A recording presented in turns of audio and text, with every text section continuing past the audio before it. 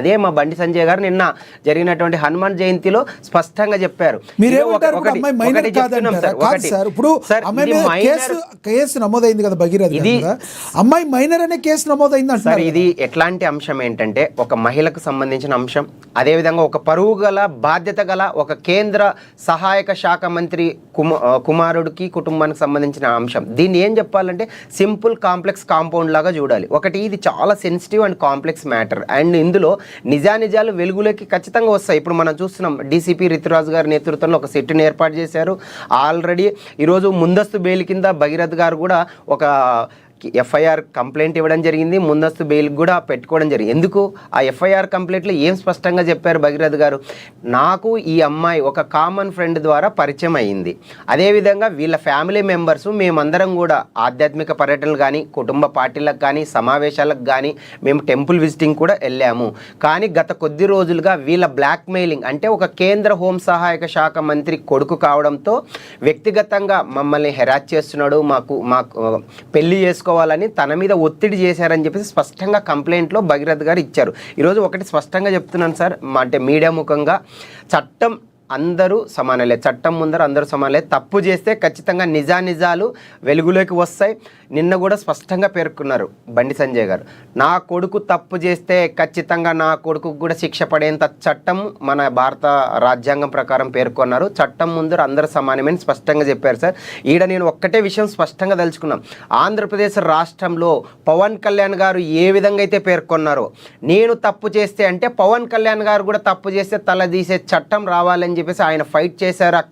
ఇక్కడ కూడా బండి సంజయ్ గారు తన కుమారుడు నిజంగా తప్పు చేస్తే నా కుమారుడు కూడా శిక్ష పడాలని ధైర్యంగా నిర్భయంగా నిర్మోహమాటం లేకుండా చట్టాన్ని గౌరవిస్తూ ఒక కేంద్ర సహాయక శాఖ మంత్రి వ్యక్తిగా ఈరోజు మాట్లాడిన మాటలు చూస్తే నిజంగా ఈరోజు మాకందరికి స్ఫూర్తిదాయకంగా ఉంది సార్. ఒకటి బండి భగీరథ్ నేను తప్పు చేయలేదని ప్రెస్ ముందుకు వచ్చి ఎందుకు ఇప్పటి వరకు చెప్పలేదు సార్. ఒకటి ఆరోపణలు రావడం వేరు, ఇప్పుడు ఏ దాంట్లో అయినా కూడా క్రైమ్ జరిగినప్పుడు నిందితులు వేరుగా ఉంటారు, బాధితులు వేరుగా ఉంటారు, అక్యూజ్డ్ డిఫరెంట్. అంటే ఆరోపణలు ఇప్పటి వరకు మాత్రమే వచ్చాయి, ఏవి నిరూపణ కాలేదు.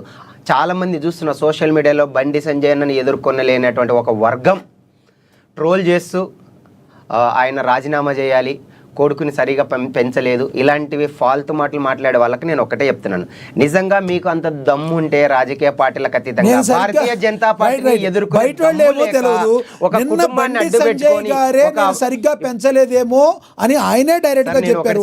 ఆయన మాట్లాడిన ఫాల్తు మాట అంటారా మీరు? బీజేపీ పార్టీని తెలంగాణలో కావచ్చు, అదే విధంగా బండి సంజయ్ అన్నని ఎదుర్కొనే దమ్ము లేక ఈరోజు ఆయన కొడుకుని అడ్డు పెట్టుకుని రాజకీయం చేసి పబ్బం గడుపుకోవాలని చెప్పి ఇటు బీఆర్ఎస్ పార్టీ, ఒకవేళ ఈరోజు కాంగ్రెస్ పార్టీ అధికారంలో ఉంది కాబట్టి చోద్యం చూసి ఉండొచ్చు. ఎందుకంటే ఈరోజు బీజేపీకి కాంగ్రెస్ పార్టీ అయినా బీఆర్ఎస్ పార్టీ అయినా ఈరోజు మాకు ఖచ్చితంగా ప్రతిపక్ష పార్టీలుగానే మేము చూస్తాం. ఇంకొకటి సార్, మొన్ననే నేను ఒకటి విషయం స్పష్టంగా చెప్పదలుచు,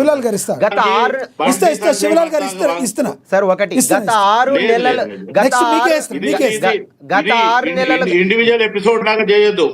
మీకు ఇస్తున్నా సార్ శివలాల్ గారు ఒక్క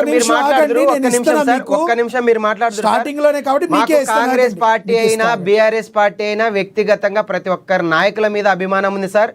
బీజేపీ ఎప్పుడైనా ఫైట్ చేసేది ప్రధాన ప్రతిపక్ష పార్టీల మీదనే, వ్యక్తుల మీద కాదు. ఒకటి పాలసీ మేకింగ్ మీదనే మేము ఫైట్ చేస్తాం. ఈరోజు నేను స్పష్టంగా ఒకటే చెప్తున్నాను సార్, డిసెంబర్ 31, 2025 నుంచి లైంగిక వేధింపులు ఆరోపణలు వచ్చాయని చెప్పేసి వాళ్ళ తల్లిదండ్రులు బాధితురాలు తరపున ఏదైతే కంప్లైంట్ రైజ్ చేశారో, సో ఈరోజు మే 8న కంప్లైంట్ ఇచ్చారని చెప్తున్నారు కదా, 6 నెలల సమయం పట్టింది. సరిగ్గా హైదరాబాద్ పర్యటనకి భారత ప్రధాని నరేంద్ర మోదీ గారు వస్తున్నారని ముందు జాగ్రత్తతో ఈరోజు ఆయనను బద్నం చేయాలి, ఆయన కుటుంబాన్ని అడ్డు పెట్టుకొని ఆయన కొడుకును అడ్డు పెట్టుకొని లబ్ధి పొందాలని ఈరోజు బీఆర్ఎస్ పార్టీ కావచ్చు, అధికార కాంగ్రెస్ పార్టీ కూడా చోద్యం చూస్తూ ఈ రోజు లబ్ధి పొందాలని ఖచ్చితంగా చట్టం ముందర అందరూ సమానులే. ఈ రోజు భగీరథ్ గారి మీద వస్తున్నటువంటి ఆరోపణలు జస్ట్ ఆరోపణలు మాత్రమే. నిజంగా ఒక అమ్మాయి నిజంగా ఆమె మీద వేధింపులు కానీ దాడి జరిగితే ఇన్ని రోజులు అంత తీసుకోవాల్సిన అవసరం లేదు సార్.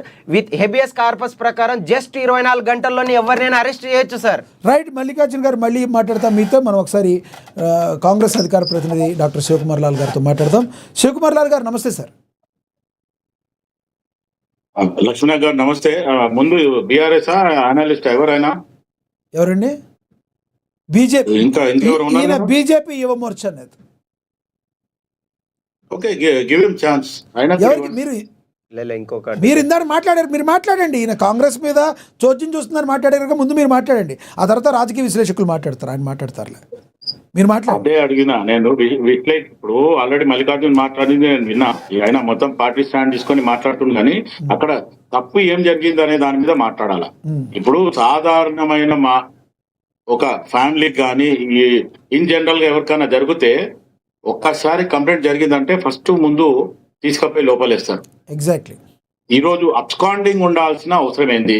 ఒక కేంద్ర హోంశాఖ సహాయ మంత్రి ఈరోజు బండి సంజయ్ అధికారంలో ఉన్నాడు. ఈరోజు ఆయన చాలా సౌమ్యుడు, లేకపోతే గీరు అని మల్లికార్జున్ ఓకే బండి సంజయ్ దగ్గర ఆయనకు మంచి మార్క్స్ రావాలని మాట్లాడుతుండొచ్చు, నేను కాదంటలేను. బట్ వేరాస్ అక్కడ ఒక ఏమంటారు, ఒక పిల్ల అంటే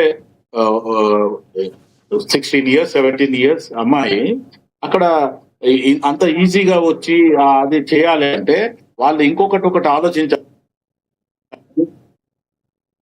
వాళ్ళు ఏదో టూర్ పోయిండ్రు అనే దాన్ని ఇది అండి. ఇప్పుడు ఆల్రెడీ మొయినాబాద్ ఫామ్ హౌస్ లో ఉంటే తిరగడము, తాగడము, డ్రగ్స్ తీసుకోవడం, లేకపోతే సిగరెట్లు తాగడము, మత్తు పదార్థాలు వాడడం అనేది. సిగరెట్ వేరు, డ్రగ్స్ వేరు సార్. డ్రగ్స్ అనే మాట మీరు, డ్రగ్స్ అనే మాట మీ దగ్గర ఎవిడెన్స్ ఉందా?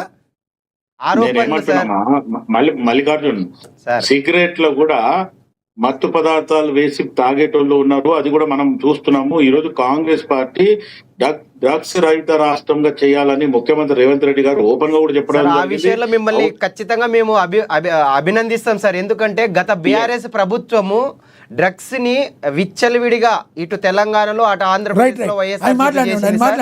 సో ఆ డ్రగ్స్ విషయంలో అయితే రేవంత్ రెడ్డి గారిని మేము ఖచ్చితంగా అభినందిస్తాం సార్. ఇవన్నీ జస్ట్ భగీరథ గారి మీద వచ్చినటువంటి ఆరోపణలు సార్ ఇవన్నీ.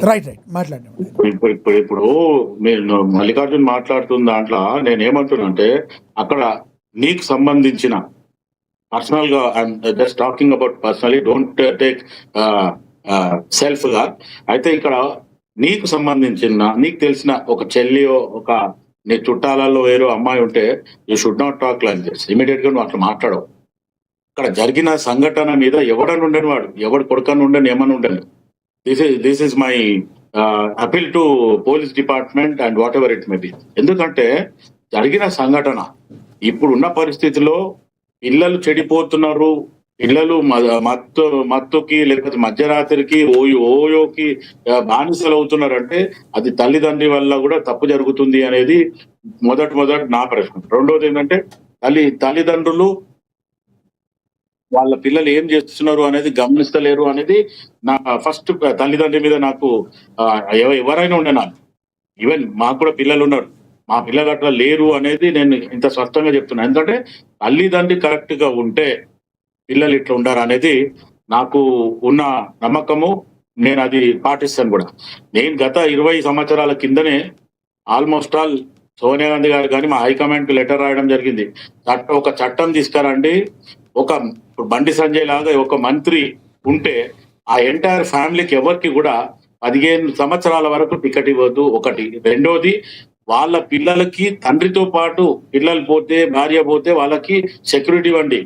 బట్ వేరాస్ వాళ్ళు సపరేట్ గా పోయినప్పుడు మటుకు వాళ్ళు విఐపి ట్రీట్మెంట్ ఇవ్వద్దు అనే రకంగా నేను రాసి ఇవ్వడం జరిగింది. ఎందుకంటే ఈ సంఘటనలు